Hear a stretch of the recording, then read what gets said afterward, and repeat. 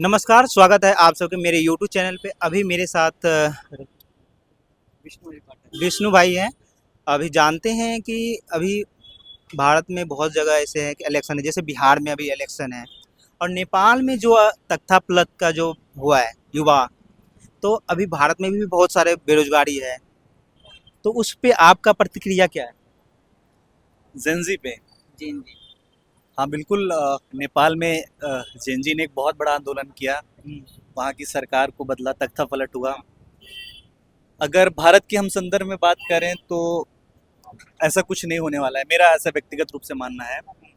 भारत बहुत बड़ा देश है, लोकतांत्रिक और रूप से। यहाँ पर जो एक मिनट के लिए रोकूंगा आपको कि बड़े बड़े नेता है जैसे राहुल गांधी जी, अभी जैसे सुनने में आ रहा है कि ट्वीट किए हैं, तो आपको क्या लग रहा है कि जैसे बड़े बड़े नेता या ये बताते हैं कि भारत में भी संभावना हो सकता है होने का, क्योंकि बेरोजगारी है, यहाँ भी बेरोजगारी है, धांधली है और बहुत सारी चीज़ है, तो क्या लग रहा है कि आपका यहाँ भी होने का संभावना है या?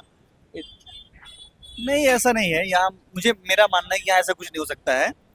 वहाँ इसके पीछे बहुत सारे कारण थे, जैसे जो नेपाल में हुआ तख्ता पलट, जो नेपाल में जो जेंजी आंदोलन ने किया, उसके पीछे बहुत कारण थे। जैसे वहाँ के जो नेता थे, उनके बच्चों का विदेशों में पढ़ना, और वहाँ का करप्शन, वहाँ बेरोजगारी, और एक तत्कालिक कारण के रूप में वहाँ की जो 26 सोशल नेटवर्किंग साइट को बैन किया गया, वो एक बहुत बड़ा कारण था।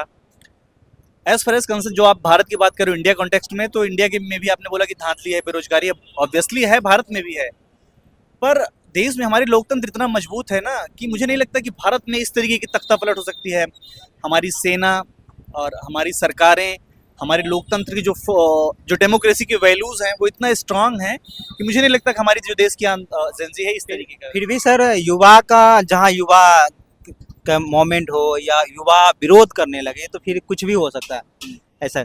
और जब बड़े बड़े नेता उसके हक में बोलने लगे या जो विपक्ष के नेता है अभी ट्वीट भी किए हैं कि यहाँ भी ना हो, क्योंकि यहाँ भी बहुत बड़ी बेरोजगारी है, भुखमरी है, बेरोजगारी है। देखो बहुत सारे जगह मतलब जैसे भी कोई भी पेपर हो तो उसमें धांधली हो जाते हैं, बहुत सारे बच्चे नाराज हो जाते हैं, तो उसके लिए हमने ऐसे बोले। आप तो एक न्यूज़ में काम भी करते हैं, आप रिपोर्टर हैं, ग्राउंड रिपोर्ट जानते हैं, तो आपको पता होगा थोड़ा, इसलिए हम जानना चाहते बिल्कुल। हाँ, ये बात सही है, भारत में भी समस्याएं हैं, इसमें कोई दोरा वाली बात नहीं है।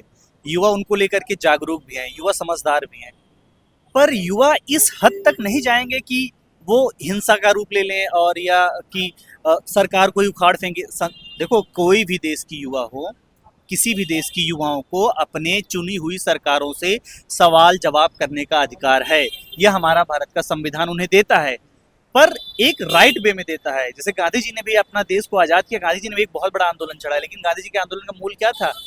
गांधीवादी तरीके से, अहिंसा के तरीके से, अहिंसा के माध्यम से हम अपनी बात को मनवाएं। तो हमारे देश की युवा भी इस चीज को समझती है कि अगर देश की युवा किसी चीज से लेकर के सरकार से नाराज है, चाहे वो बेरोजगारी, चाहे वो शिक्षा की कमी, चाहे वो स्वास्थ्य की कमी हो, या चाहे युवाओं को कुछ भी चीज लगता है, तो वो अपनी एक बात को मनवाने के लिए एक सही तरीका इख्तियार करेंगे, जिसे हम हैं। बोलते आप हैं अहिंसा। भारत के जितने भी पड़ोसी देश है आप देख सकते हैं कि जैसे श्रीलंका हो गया, मालदीव हो गया, या ये पश्चिम बंगाल हो गए, ये बांग्लादेश हो गए, या ये नेपाल हो गए, तो यहाँ भी मतलब लगभग में हो ही गया। मान लो म्यांमार में देख रहे तख्ता पलट हो गया, तो क्या मतलब ये नहीं लग रहा है कि भारत के अड़ोस पड़ोस में बहुत सारे ऐसे हो रहा है? तो भारत को भी सीखना चाहिए इससे कि युवा पर अत्याचार ना करे और सब चीज को फेयर ढंग से करवाए, पारदर्शी करवाए। देखो, मैं आपको एक बात बता रहा हूँ।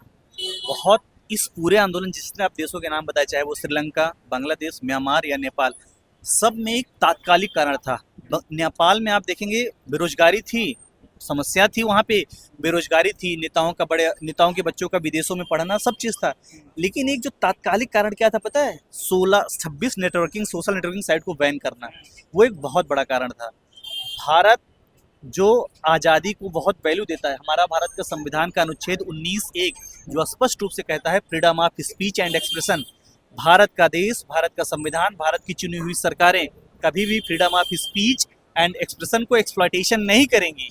तो अगर क्योंकि उनका भी मुद्दा यही था, अगर आप किसी के आजाद बोलने का हक ही अगर छीन लोगे, तो सरकार, वहाँ की जनता उग्र नहीं हो जाएगी। जेंजी आप यार किसी भी देश में है, चाहे भारत हो, अमेरिका हो, कोई भी देश की सरकार हो, अगर वो युवाओं को जो युवा आज हर मुद्दे पे अपनी बात रखना चाहता है, खुल के बोलना चाहता है, अगर आप उसके बोलने के हक छीनोगे तो कोई भी आंदोलन करेगा, और आंदोलन ऑब्वियसली उग्र हो सकता है, इतना उग्र हो जाएगा संसद पे हमला कर देंगे, राष्ट्रपति को बदल देंगे।